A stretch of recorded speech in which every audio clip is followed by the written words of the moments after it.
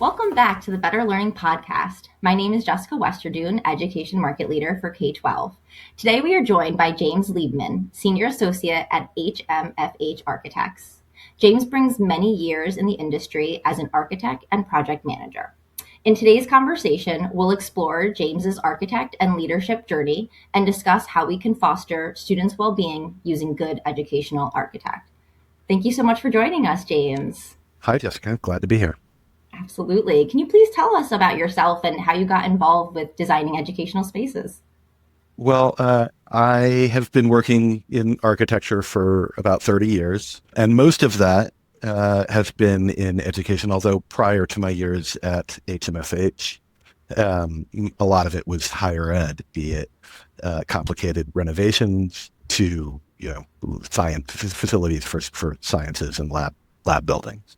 My first project out of school was actually a kind of a district, a renovation of 6 buildings and additions to 6 buildings at the University of Pennsylvania with Venturi Scott Brown and Associates.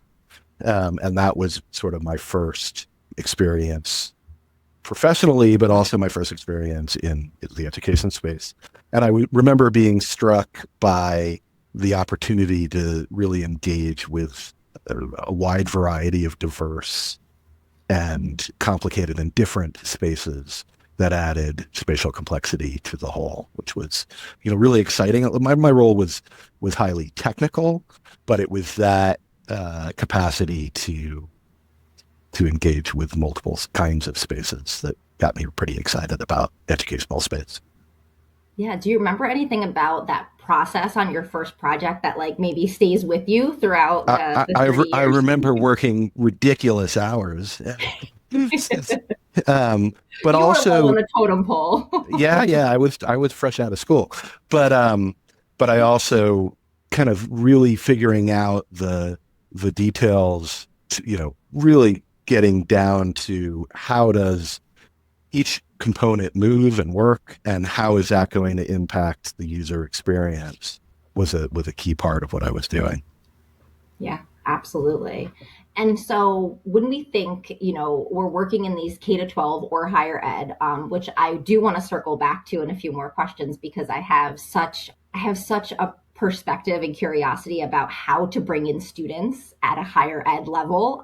But before we get there, we really talk about K to 12. You're part of this design community and you're designing for many, many learners.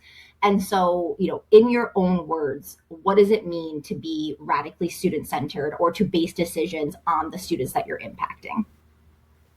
I mean, ultimately, as you're designing for I'll say pre-K to 12, the student is central to every decision because Mhm. ultimately they're the ones that are going to be impacted. So whether it's creating great classrooms that are meaningfully connected to views and have meaningful natural light, right? These are decisions that, may have some impact on the bottom line, but for the most part, really are more about the user experience, that have flexibility um, in their technology, flexibility in their furniture.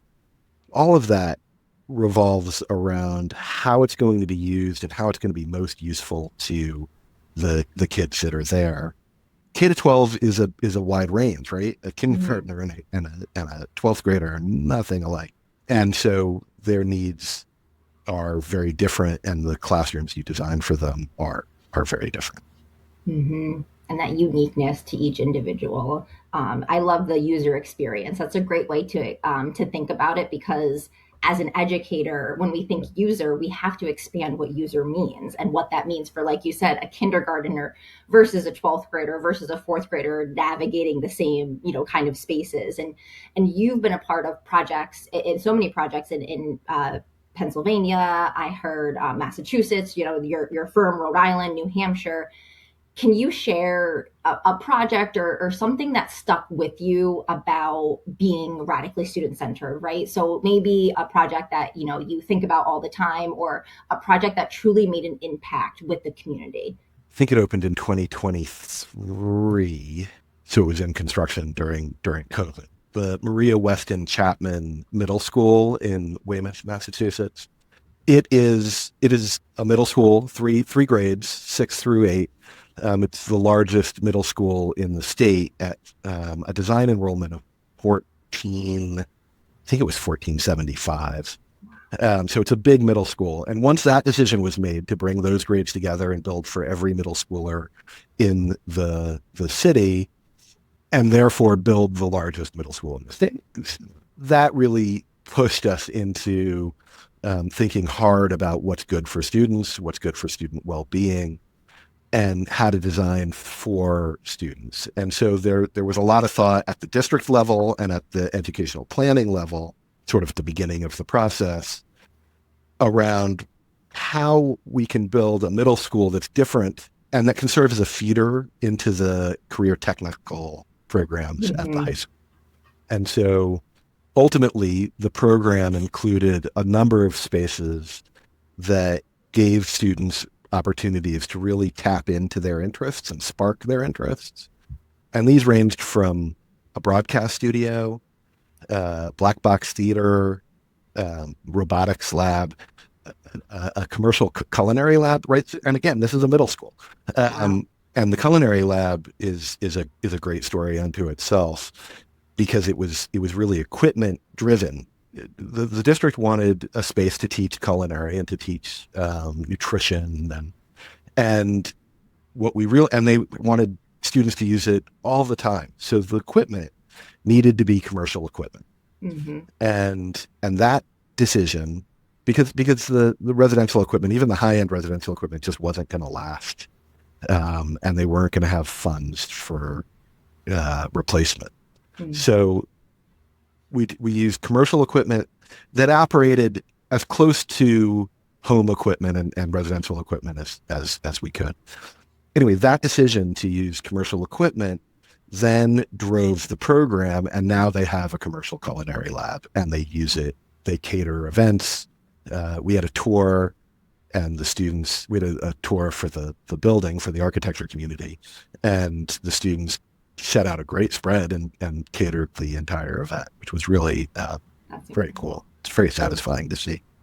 That is absolutely. I'm so interested. I've had so many conversations about bringing CTE into middle school to give students the opportunity to play around and explore with all the different avenues before you get to high school and have to like really kind of make that decision. And so I really appreciate the thought that went into that when creating that middle school. That is a lot of students. What was the community kind of thoughts, ideas, barriers, maybe fears going into that? Because that could definitely, I mean, that impacts so many avenues, right? There was a tremendous amount of support. That was a project that passed its vote in the 70%. There really was a lot of support.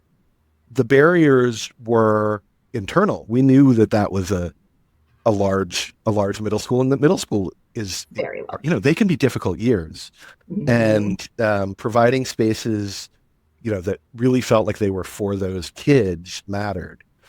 We worked with the district, and were really able to define what we started calling concentric rings of support. And so smaller communities within slightly larger communities within slightly larger communities. So each, and some of it's obvious and some of it is, school management, but it did manifest itself architecturally. Each grade is in its own academic wing that kind of radiate out from a central cafeteria, large open cafeteria, themed as a town square. So each grade has its own wing. It's a 2-story building, so the grades split across the 2 floors to create small, again, smaller, breaking down that larger community. Yeah. Each grade is also split into 4 teams. There's 2 teams per floor for each grade, except for at the 6th grade where there's more teams, more smaller teams. So each group is split into about 100 kids.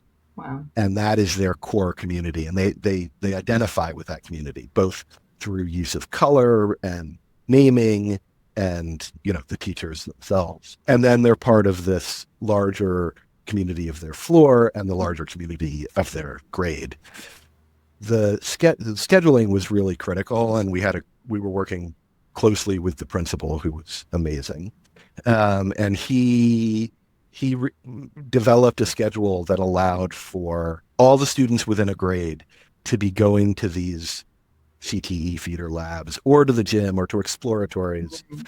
at the same time. And that provided an opportunity for all the teachers to collaborate, but it Yeah. also kept the grades, right? Everybody was moving to those things in their grade cluster and then back into their academic wing while the next grade came out. So there was not a lot of, say, sixth graders freely roaming while the eighth graders are finding their classrooms. I think that was part of it, but this idea of smaller and smaller communities and supports around those communities. The other thing is that that school included what we called a wraparound services center, which provides community care, Hmm. low bar medical, right? So like eyeglass checks and things like that. It also is sort of the central location where programs that help distribute food for students and other sort of family-wide supports come out of that part of the building.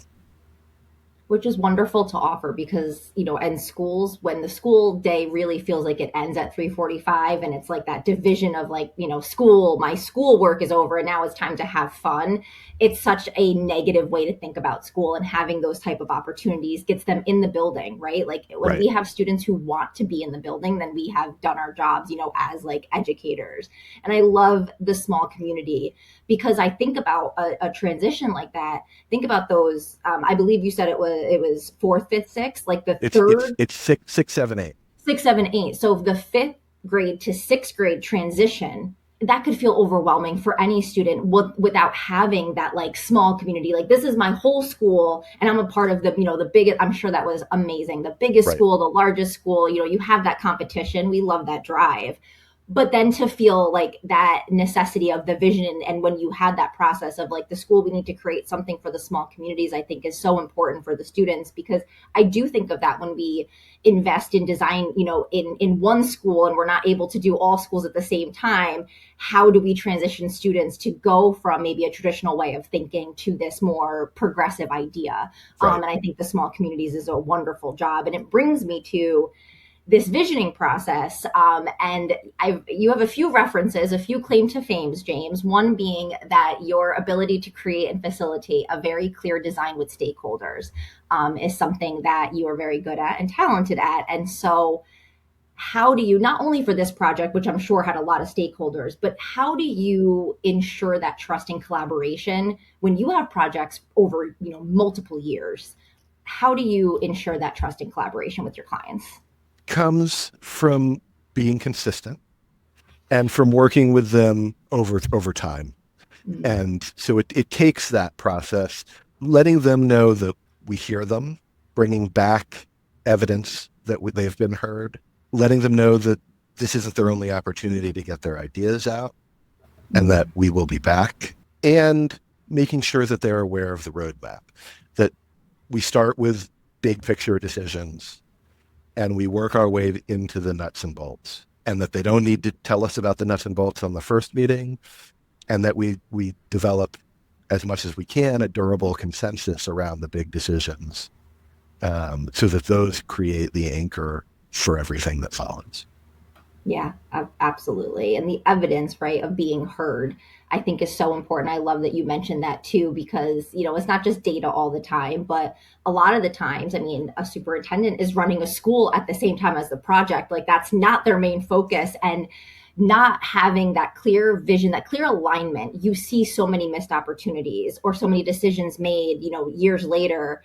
They're like, this wasn't the best decision, and now Right. that's what it is. And so having that evidence that like, here's where we are, let's visually see, are we behind, in front, where are we going, I think is completely important for you for us to be able to do with our clients, just to build that trust, because they're leaving it in our hands. Right. Well, and they need to be able to make decisions and move on. right? And not feel that they need to revisit those decisions again and again, both because it will hinder the process, but also it it has to be anxiety producing. I'm always, you mentioned superintendents.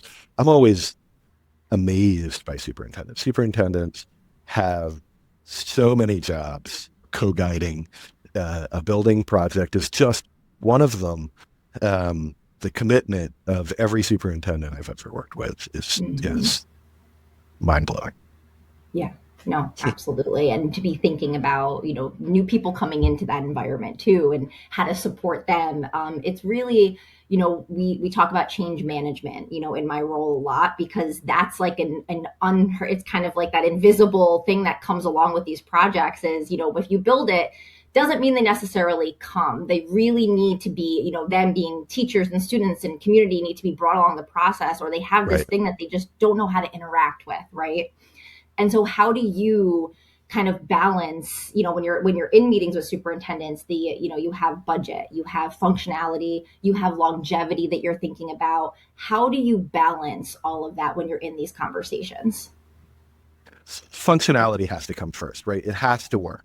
And it has to, and you mentioned longevity. It has to work for, it has to work for a long time. And Mhm. that means, robust materials, things that aren't going to break, sort of ease of operation, but it also means adaptability. Just because something works today doesn't mean it's going to be what they need 10 years from now. And that's evident um, in school design as you look at your projects from even the recent past. Adaptability is tricky because there's nothing more adaptable than just endless space, but we can't build endless space, as you Mhm. did mention budget, and space costs dollars. So adaptability adaptability means good technology, and space for adaptive technology. It means great furniture that can be moved. It also means sort of a good sequence of spaces so that just because you've got a great classroom, if you don't have maybe a breakout space or other educational opportunities nearby, that doesn't lead to great adaptability either. So adaptability doesn't just mean lots of space, and really the key is to find ways to not overbuild, or projects will never pass their funding votes. So you're looking for other ways to make sure that it's always functional for the life of the building, which we hope. We say it's 50 years, but if they're well maintained, and they usually are, it's well beyond 50 years. It's often double that. Yeah, absolutely. And I can predict that some of those conversations are rather hard too when you're really focusing on functionality and safety.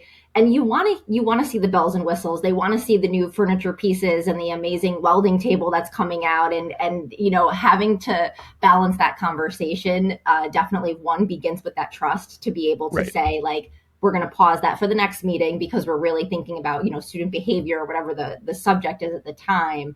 But it's hard. It's hard to balance that and to navigate that. And we in Massachusetts, we have systems in place to ensure that that doesn't happen. That we don't, go, AWOL with budgets or functionalities or funding. You want to talk a little bit about your projects and working with the MSBA and kind of how you navigate that system as well. So let me start with just a little bit about what the MSBA is. So the we're talking about the Massachusetts School Building Authority. School building is funded through this state agency, who receives their funding from our sales tax. 1% of our sales tax funds the building of schools in Massachusetts. So that's a constant funding stream. They fund projects based on need. So there's a scale of the percent of construction, and there's all sorts of funding caps. But anyway, the key to it is that they're giving funding to districts and towns and cities to help them build schools that are appropriate for education, for their educational needs. And so the first step is always a district-wide educational plan that we help to facilitate in the early phases of design. And that is really the opportunity for the district to define exactly what it is that their education will deliver and what they need to deliver it. It's through that document, that very early design document, that we, as educators, as designers of educational facilities, can start to lay out and define spaces outside of the sort of standard template. It's with that document that we can talk to the MSBA and go outside of their guidelines. Districts are often looking for things that are specific to their needs. Every district has very different educational needs, particularly around special education. That's where we see the widest sort of variety of needs, but also around number of physical education spaces, maker spaces, other educational opportunities like these CTE feeder labs that I was speaking of at Maria Weston Chapman Middle School. So it's that document, that early educational visioning that really defines the spatial needs and ultimately the architecture for the building that then gets designed around those requirements. Absolutely.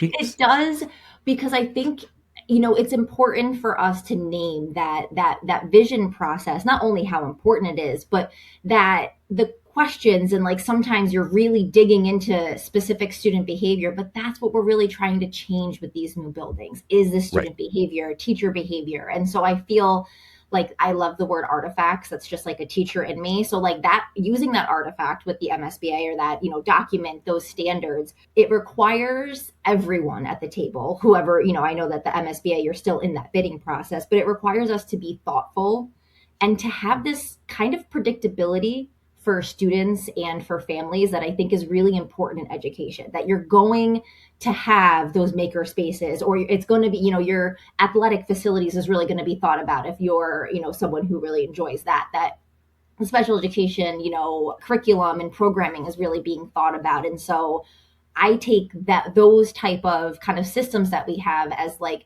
ensuring that everyone is having to some degree an experience that is similar or at least a little bit predictable, which I think is important, especially when you're in a huge state that has, many, many schools, and there's independent and public and traditional, and there's so many options for you, that I do like the standardization of having something that is going to be more predictable, especially when you're thinking about a family who might be new to Massachusetts, to the public school system as well.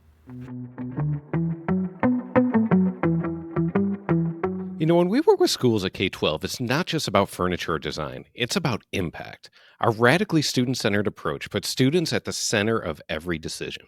From that first conversation to the final walkthrough, we're focused on creating spaces that actually work for the kids, the teachers, and the community. So if you're looking to do more than just check a box on your next project, let's talk. Visit K12.com. That's KAY-TWELVE.com and see how we're helping schools transform learning one student at a time. Because at K-12, it's not just about projects and furniture, it's about purpose. It goes back to this idea of big decisions early, documenting them in a way that you can go back to as you make the sort of funnel of smaller decisions, and make sure that they're reinforcing those early decisions. And that planning process really does allow for that back check to make sure that everything's reinforcing the larger planning goal. The other thing is that often we're not changing behavior. We are supporting behaviors that are already happening. I believe that educational spaces can either support great education, or they can kind of hinder it, but that it's happening, right? The teachers are doing it. They just are either helped along the way and able to do it a little bit better because of that, or the spaces are hindering them. And the students, same thing, right? And in spaces that are full of natural light, that have great acoustics, that have the teaching technology they need, these are supporting the student learning. It's happening anyway, but these factors do have impact and have impacts on performance. That is felt by everybody within those spaces. But I don't know that we're changing behavior so much as supporting it, and in doing so, making it easier for it to be elevated. I think making it easier for to take risks too, right? When you're in this environment that is something new, it's being reinvested, being rebuilt in. Sometimes educators, they're free to, well, I have this new furniture in front of me. I'm going to try something silly, I'm going to try something Right. different. And that right there can really spark so much engagement and so much passion in a classroom, which is wonderful to see. So we were talking a little bit about higher ed, and I'm very curious about your thoughts, envision planning differences between doing that in a higher ed and then doing that, pre-K to 12. I've given some thought to this. The decision makers are different, right? I mean, K to 12 are, in Massachusetts anyway, and I think in a lot of states, are committee-based decision makers. Whereas in higher ed, it can vary, but there's often a powerful team who's behind the project, and it's more singular in terms of its source of decision making. And that makes a huge difference. Another big difference is budgets are different because the ambitions are different, right? School, K through 12, projects have needs, districts have needs, and those needs really need to be met, so that they can educate their kids to the highest quality. Higher ed, a lot of what we're looking at is driven by ambition and by drawing the strongest students, drawing the strongest faculty. There's a very different level of ambition within the project, and that manifests itself. Furniture is also a place where K to 12 is very different than the furniture in higher ed spaces, and I think that can have a big impact on how the spaces are used. Absolutely. I love that. I really wasn't thinking about that that competitiveness almost, where the pre-K through 12, industry is a little bit less. It's a little bit like the schools are there and we're rebuilding them, and there's definitely shine. But yeah, that ambitiousness, or what's going to set you apart, especially currently when the attendance and, the Absolutely. in higher ed has gone down, Absolutely. tremendously. I mean, there's still a great deal of pride in K to 12 work, and Yeah. the schools the districts build, they take great pride in, and they're beautiful projects. But it is a different driver. Yeah, absolutely. And as we kind of close and reflect, radically student centered, what is one takeaway that you would want audiences to come away with when thinking about designing radically student centered environments? So much of the K to 12 work is really district driven, and so what it means to be radically student centered is very different in one district than another. And so the capacity to ask questions, the capacity to not know, and to really listen and let what you hear impact the designs, that will lead to more student centric projects and more appropriate projects for individual districts. Absolutely. That's great advice. My next question, HMFH builds with purpose. That was something that they were very clear about. And so they asked, they design, and they learn with purpose. And so I ask you, what is your individual purpose? Or maybe what motivates you to get up every day and do your job in the K to 12 realm? I love solving problems. I tackle every problem from the hardest part of it to the easiest part of it, because once you've done that, it's all easy. The breadth of my work, from working with superintendents and leading or co-leading visioning processes to detailing complicated exterior details, is really broad. But it's that desire to figure out where the sticking points are and dive in, I find really exciting. Thank you so much for sharing. That's a very nice sentiment to end on. I'm going to thank everyone. Thank you for your time. Thank you, James, your expertise and your insights today. It was a pleasure learning with you. If listeners would like to hear more or share their own radically student-centered moments, we invite you to like, comment, and share at betterlearningpodcast.com. Thank you, Jessica. This was fun. Thank you. The Better Learning Podcast is produced by Matt Rogers and edited by Kelly Jones. The views and opinions shared on this podcast are those of the individual speaking and do not necessarily represent the perspectives of their affiliated companies, organizations, or associations.